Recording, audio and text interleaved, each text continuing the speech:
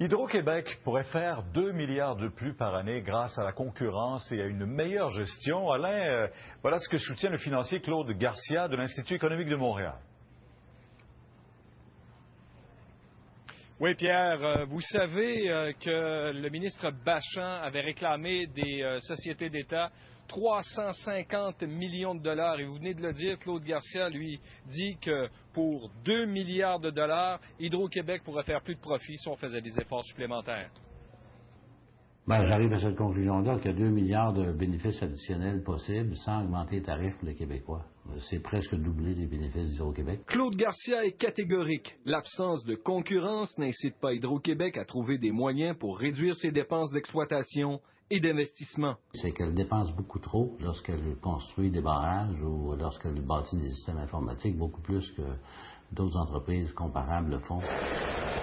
Exemple, en 2009, Hydro a mis en exploitation 2 centrales au fil de l'eau sur la Saint-Maurice, dont la chute à l'art. Coût du projet, 1 milliard, coût de revient, 7 millions par mégawatt.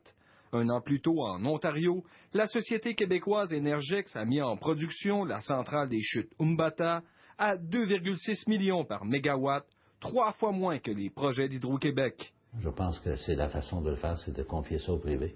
C'est-à-dire de mettre des entreprises en concurrence. Parce qu'un privé qui est un monopole privé, c'est pas mieux qu'un monopole public. C'est la concurrence qui rend les gens, qui force les gens à aiguiser leur crayon pour devenir plus efficaces. Je vous dirais que son analyse comptable compare des pommes avec des poires. Et ici, dans le fond, on est reconnu mondialement pour notre savoir-faire, notre expertise. Claude Garcia persiste et signe. Les gestionnaires d'Hydro-Québec ont peu de pression pour réduire les coûts.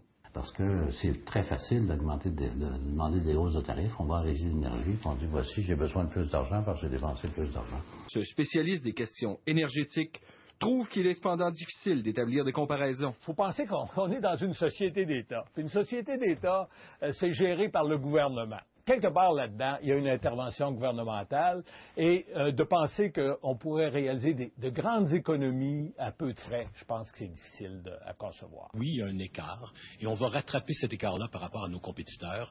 En février, le PDG d'Hydro-Québec a reconnu qu'on devait augmenter l'efficacité de la division distribution.